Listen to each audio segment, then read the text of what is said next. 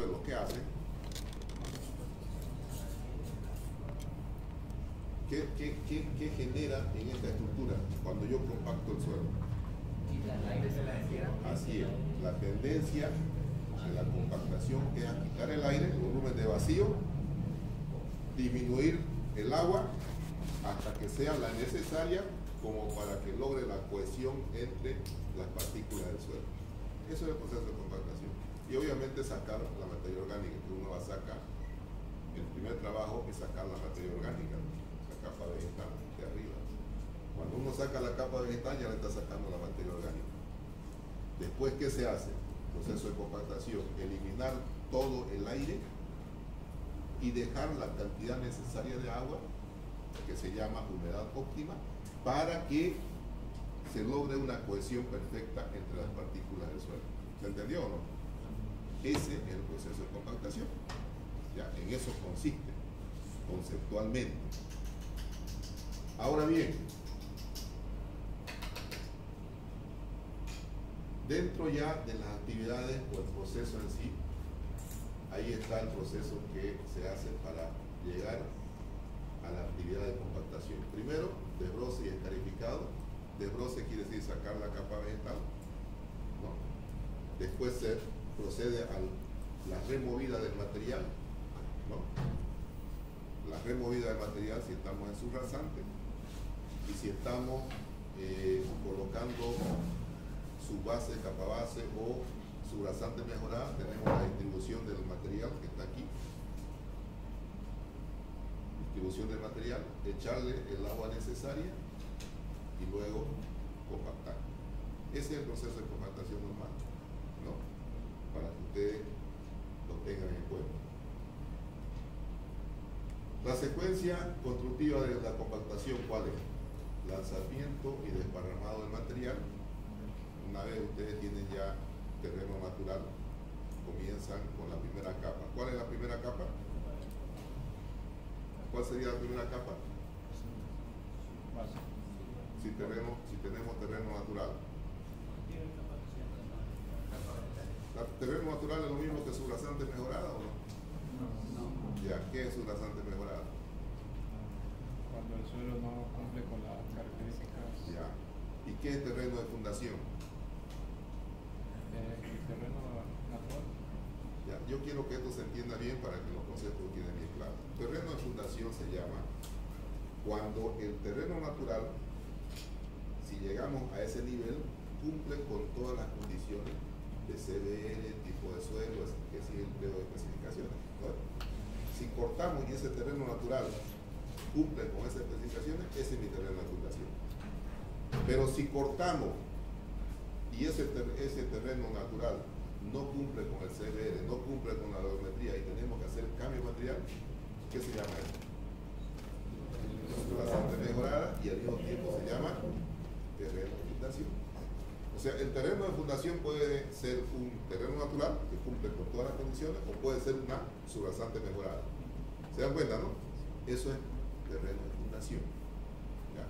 De ahí viene ya la capa subbase, viene la capa base y viene la carpeta o, en el caso del pavimento rígido, la losa de hormigón. Entonces, ¿cuál es el proceso normal? Lanzamiento o desparramado del material. Si se trata de una subrasante mejorada, se hace lo mismo. Conformación de la capa. ¿Qué quiere decir conformación de la capa? Trabajar esos montículos que se han puesto hasta llegar al nivel de la capa que se tiene según planos. Eso se llama conformación del material. Desparramar y llegar al espesor que está especificado. ¿Ya? ¿Y eso cómo lo miden? ¿Con una regla? Claro, se mide con estaca. O sea, ¿qué se hace primero para la subrasante, el terreno de fundación? Se pone estaca, niveles, ¿no? Se llega a ese nivel, ya están las estacas muertas. Se las saca o se las deja, porque las estacas siempre se ponen sobre ancho, ¿no? Luego de ese proceso, para poner la capa subbase, nuevamente se pone estaca, indicando el nivel que tiene que llevar, ¿no? Y ese nivel ya determina hasta dónde voy a poner mi material en su base. Compactamos y llegamos a ese nivel de estaca, nuevamente ponemos estaca para Ya para la carpeta, ya la misma máquina viene graduada, ¿no? Para la carpeta, o en el caso de hormigón se pone perfiles ya con el espesor que se tiene acá, ¿no? Entonces, en resumen, las estacas se ponen para cada fase, tiene subrasante mejorada o subrasante, subbase y capa base. ¿Cada cuánto se la coloca el ingeniero esa estaca? La estaca cada 40 metros. Cada 40. En curva se pone cada 10 metros, cada 5 metros en curva. En recta cada 40 metros, cada 20 metros. No depende de la precisión que uno pueda tener o la exigencia que uno pueda tener. Normalmente los proyectos que yo he estado lo he hecho cada 20 metros, ¿no? Las estacas, en recta, y en curva cada 10 o 5 metros. Porque en curva es mucho más delicado, ¿no? El llegar al peralte y al mismo tiempo la conformación del espesor. Entonces en curva se pone a menor distancia. Bueno, yo les decía la anterior vez también que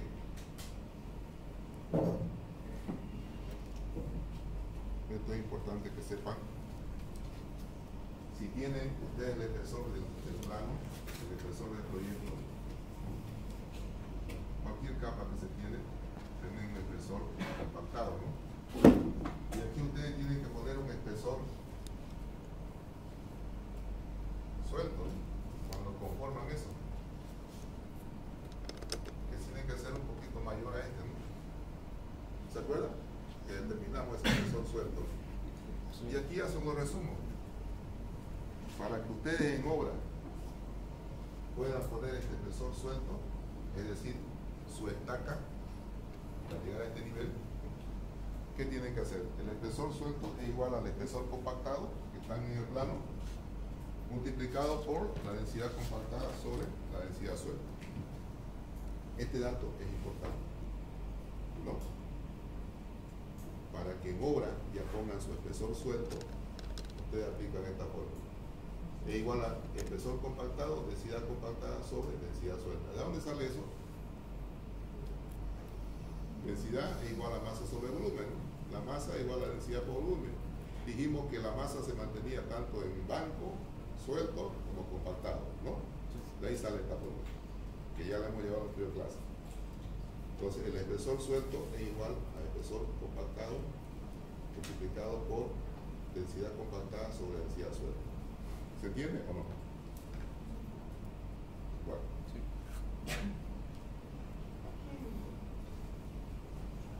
Homogenización de la capa. Una vez la capa está distribuida, una vez ya ustedes han llegado al espesor suelto, se hace una homogenización de la capa. ¿Qué significa homogenización?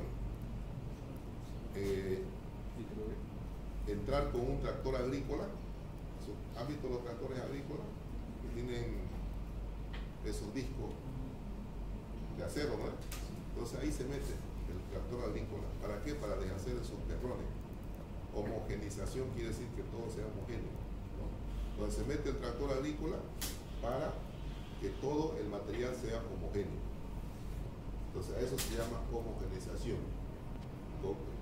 Miren lo que dice: homogenización de la capa, remoción o fragmentación, ahí está, de los terrones secos, material conglomerado, obteniendo la pulverización del suelo de forma homogénea. Entonces entra el tractor agrícola y hace ese trabajo. 4. Determinación de la humedad natural del suelo. O sea, determino con mi SPIRI. El SPIRI es el aparato indicado para determinar qué humedad tiene ese suelo. ¿Para qué determino esa humedad? Para hallar la densidad óptima. Así es, para saber cuánto me falta para llegar a la humedad óptima, la que he hecho en laboratorio, ¿no? La humedad óptima es aquella humedad a la cual yo debo compactar. Entonces, si la humedad óptima puede ir a 11% y aquí está en 8, ¿cuánto me falta? Me falta 3 puntos para llegar a la humedad óptima. Entonces ahí le meto aguatero, ¿no? Y voy midiendo las humedades hasta donde esté en 11, comienzo a compactar. Entonces, ese es el último paso. Y ahí dice, miren, la humedad natural puede ser mayor a la humedad óptima, puede encontrarse. La humedad natural puede ser igual a la humedad óptima y la humedad natural puede ser menor a la humedad óptima. ¿Qué qué pasa cuando la humedad natural es mayor a la humedad óptima? ¿Qué debo hacer? A ver, ustedes ingenieros en campo, si encuentran, ponen su speedy, sacan su humedad y saben que la humedad es mayor a la óptima, a la que ustedes lo tuvieron en el laboratorio. ¿Qué hacen ahí? Otro tipo de suelo. Aerear se llama. O sea, aerear ¿para qué? Para despegar humedad y vaya disminuyendo esa humedad del suelo. ¿Cómo se aérea? Se mete la moto y se va traspasando de un lugar a otro, de allá viene, se traspasa de un lugar a otro. Ese trabajo hace la moto. Entonces eso se llama proceso de aereación. ¿Y si llueve ese día? Y si llueve ese día, nuevamente, pues hay que aerearlo.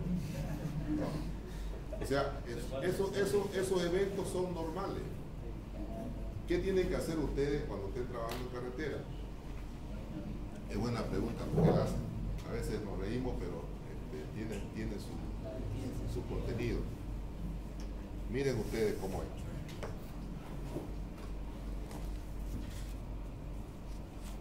Cuando hacen ustedes la subrasante mejorada o terreno de fundación, siempre tienen pendiente el 1%, generalmente pendiente lateral. Entonces esto está compactado, ¿no? Esto ya está compactado, supongamos que esté compactado. Y nosotros estamos colocando la capa siguiente. Esta es su base, que sea. Y ya obtuvimos la humedad óptima y estábamos listos para compactar. Viene una lluvia y nos lo frega. Entonces, ¿ustedes qué tienen que hacer en obra? Tienen que haber una permanente tratado de cubierta. ¿No? Ustedes tienen que estar permanentemente pendientes del trabajo de cubeteado lateral. ¿Para qué? Llueve, como esto está compactado, el agua se infiltra acá de lluvia y viene, agarra una superficie bien compactada que no puede entrar y ¿qué hace? Hay una evacuación rápida hacia la cuneta. Pero ¿qué pasa si ustedes no le hacen esta cuneta? Está el terreno así. El agua se concentra y no le va a despegar humedad nunca. ¿No ven? Entonces en este proceso es mucho más fácil aerear y en menor tiempo alcanzar la humedad. Pero si no hacen este cuneteado, ustedes van a tener esta humedad permanente de ahí. Va a ser difícil eliminarla, la humedad.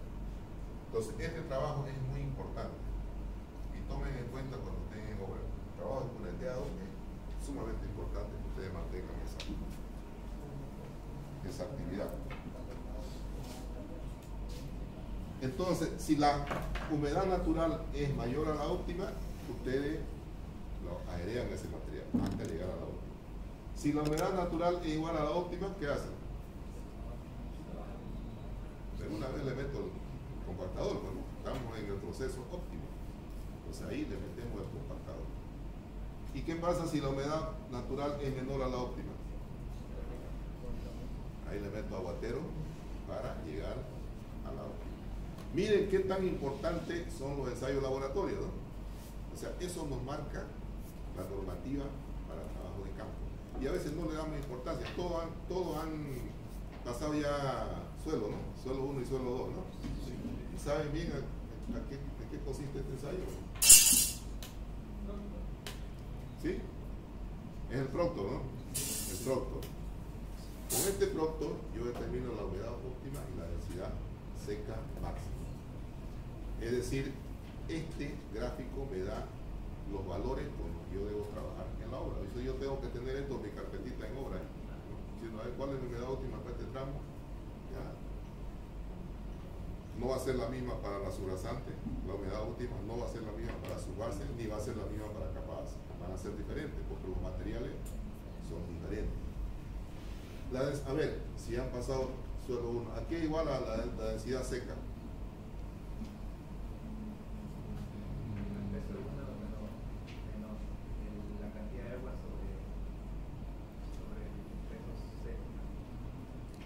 Creo. A ver otro.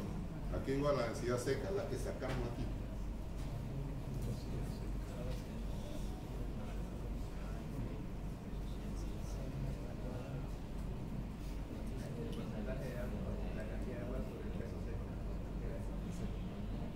Sobre el peso seco.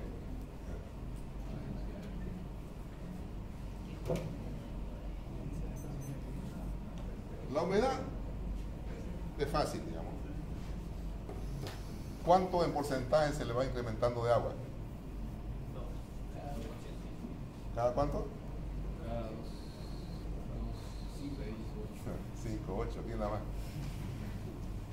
La norma dice cada 3%. Iniciamos con 3, ¿no? Entonces eso es fácil encontrar. Construimos, ¿cuántos puntos tenemos que tener mínimo en la curva de compactación? 5, mínimo, ¿no? Entonces le damos la humedad y le hacemos el ensayo para ver la densidad seca. Pero aquí igual la densidad seca. Esto para que refleje un poco la memoria y la importancia de saber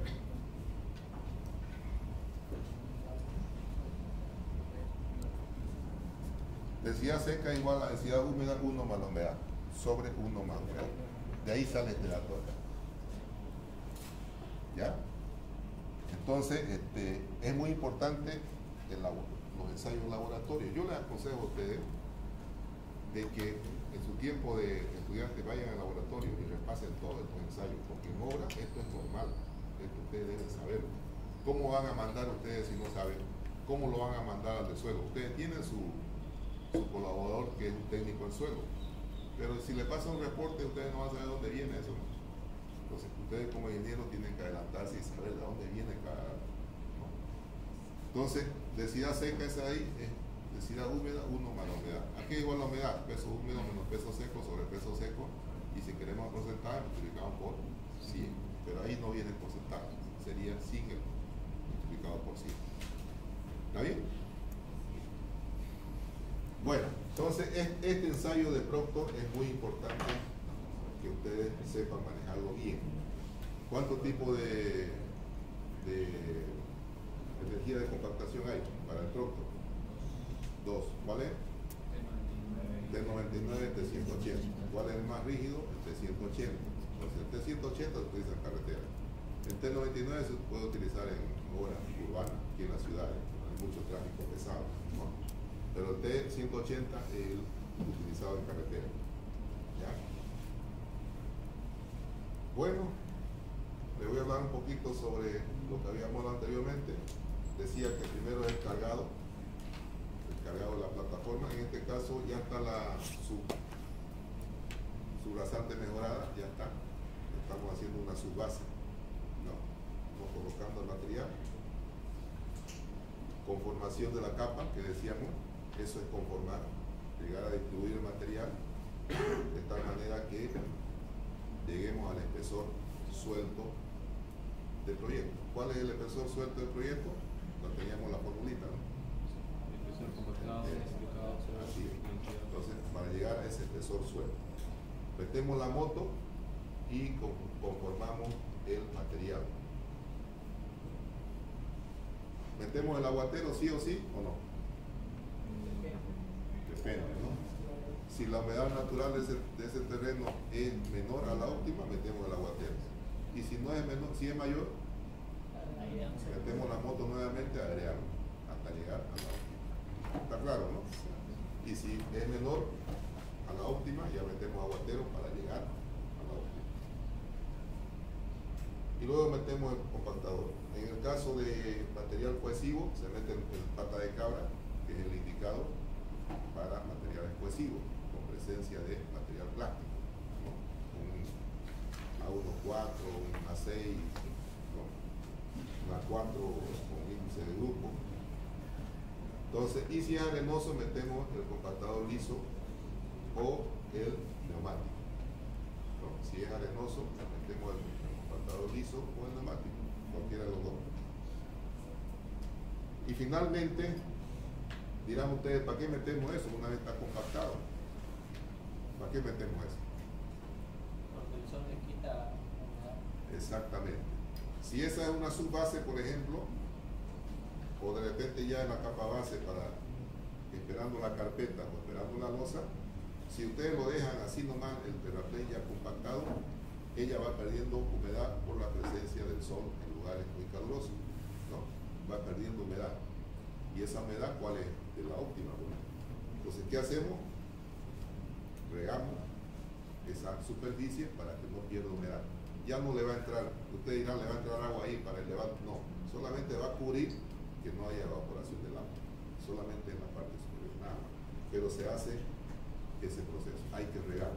Si ustedes dijeron, voy a programar que este día hacer capa base, si esto es su base, y no lo hacen por X motivo, se fregó la moto, se fregó el equipo, lo voy a hacer mañana en la tarde, entonces ustedes tienen que meter aguatero, ¿no? En la noche, en la tarde, hasta toda la noche, y en la mañana hasta llegar a la tarde, ¿no? Meter aguatero para que no pierda humedad esa capa. ¿Y cómo se determina el número de pasadas que debería ir? ¿El número de pasadas? No, eso ya no, aquí en este caso, solamente unas 2 pasadas para garantizar de que no haya jugo de. En el caso de conformación de terraplene, de su base o capa base, ahí se determina ya con el espíritu. El espíritu. Ese es el que determina si le voy a dar unas 2 pasadas más de aguatero o no, digamos. Si está en su humedad, ya lo dejo ahí.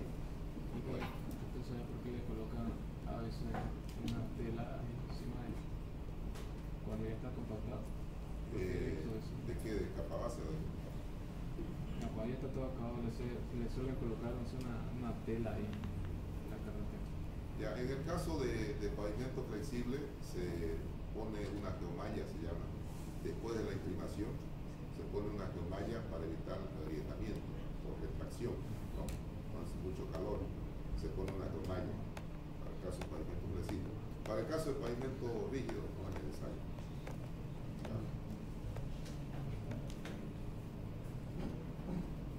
Bueno, ¿cuáles son los procesos o los métodos de compactación? Método estático. El método estático, compactamos por el método estático cuando el rodillo entra sin su vibrado. Ustedes saben que el rodillo liso puede ser estático o puede ser vibrado. O sea, generalmente en carretera lo hacemos de manera vibrado. Si utilizamos el rodillo liso en zonas urbanas, donde hay muchas edificaciones, es el estático. ¿Por qué? Porque puede causar fisuras, puede causar daños a las fundaciones de los edificios, ¿no? Cuando vibra. Entonces, si utilizamos, hay que tener mucho cuidado cuando utilizamos el rodillo liso. En carretera, son zonas rurales, ahí necesariamente ponemos vibrador porque se compacta de una manera más, en poco tiempo, en menor tiempo. Si le ponemos estático, hace falta más pasada para llegar a la densidad. ¿Cómo garantizamos que está compactado? Cuando la densidad es la densidad que nos piden en el pliego de especificaciones. La densidad que me determina, ¿qué me saca?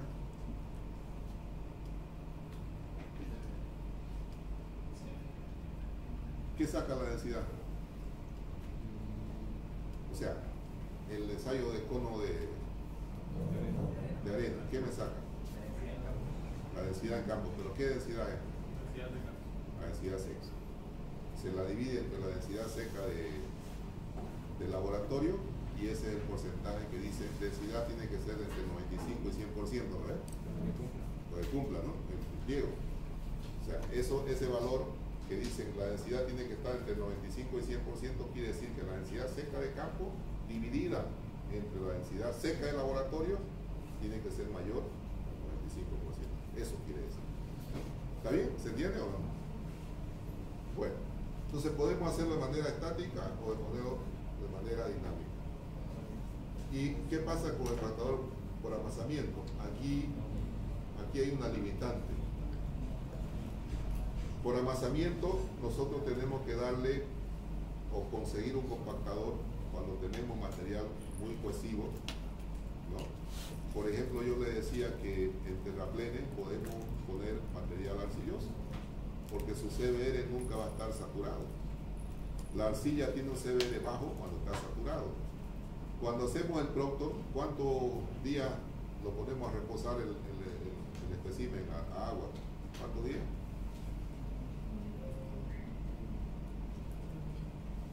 ¿Cuántos días? Ya lo estoy pillando a todito, ¿no? Suelo 1 y suelo 2. ¿Cuántos días entra? Hacemos el proctor, sacamos ese mismo molde y lo ponemos a agua, ¿no? Y después le hacemos el ensayo CBR, ¿no? ¿Cuántos días lo ponemos a agua?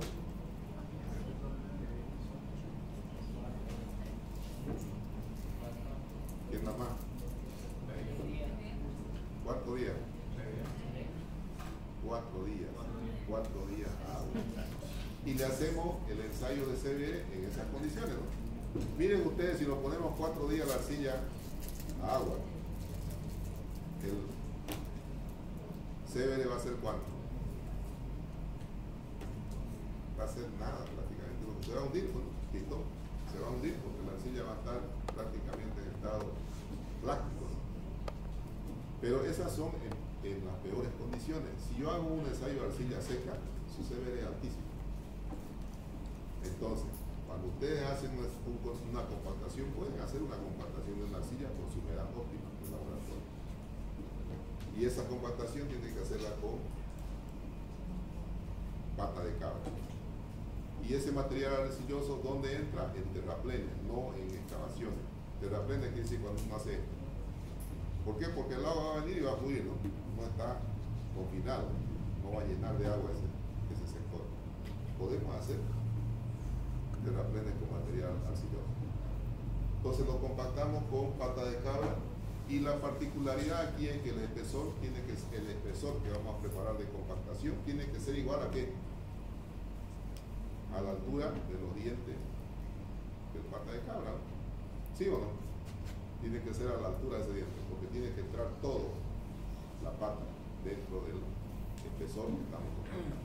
Entonces esa es la particularidad. Entonces vienen patas de 20, de 25, etcétera, etcétera, ¿no? Para compactar. Pero tiene que ser igual al espesor de la pata.